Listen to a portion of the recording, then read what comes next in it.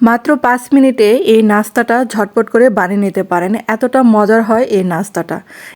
অনেক সহজে এই নাস্তাটা বাচ্চারা তো অনেক পছন্দ করবে এবং বড়রাও অনেক পছন্দ করবে। আসসালামু আলাইকুম সবাইকে। কেমন আছেন সবাই? আশা করি ভালো আছেন। আলহামদুলিল্লাহ আমিও ভালো আছি।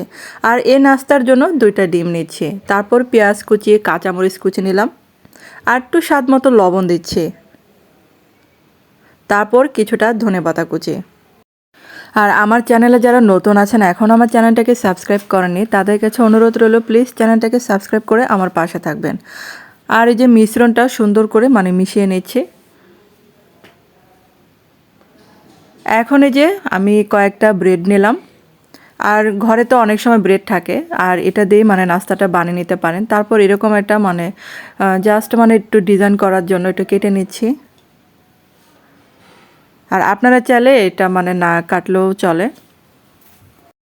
আর এই নাস্তাটা বড় থেকে ছোট কিন্তু অনেকেই এই নাস্তাটা পছন্দ করবে। আর বানাতে কিন্তু অনেক সহজ। আর প্যানে অল্প পরিমাণে প্রথমে তেল দিতে হবে। তারপরে যে ব্রেডগুলো ডিমের মধ্যে এরকম করে ডুবিয়ে এখন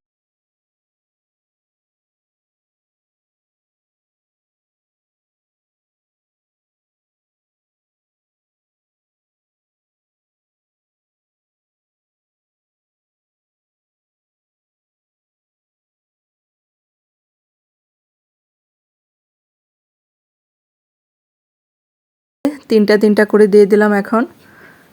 আর চুলার জালটা কিন্তু একদম মিডিয়াম টু লোতে রাখতে হবে, না হলে কিন্তু আবার পুড়ে যেতে পারে।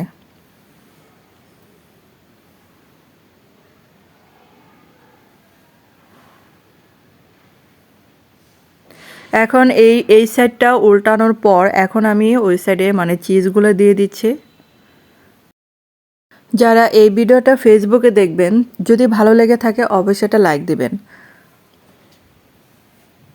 আর উপর দিয়ে কিছুটা যে কাঁচামরিচ দিয়ে দিলাম এই সাইডটার মধ্যে।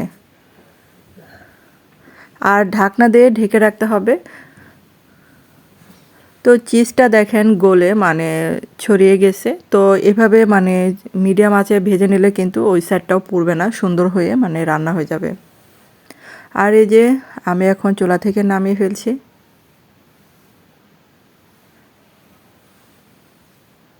আর হয়ে গেল আমার এই মজার নাস্তাটা। তো কেমন হলো বন্ধুরা অবশ্যই কিন্তু কমেন্ট করে জানাবেন। তো এটা কিন্তু দেখে অনেক লোভনীয় মনে হচ্ছে আর খেতে তো বুঝেন যে কতটা মজার হয়েছিল। আর আমার বাচ্চাদের কিন্তু এই খাবারটা অনেক পছন্দ করে। আর এই যে আজকে বানিয়ে দিলাম এই নাস্তাটা। তো ধন্যবাদ সবাইকে এতক্ষণ আমার ভিডিওটা দেখার জন্য।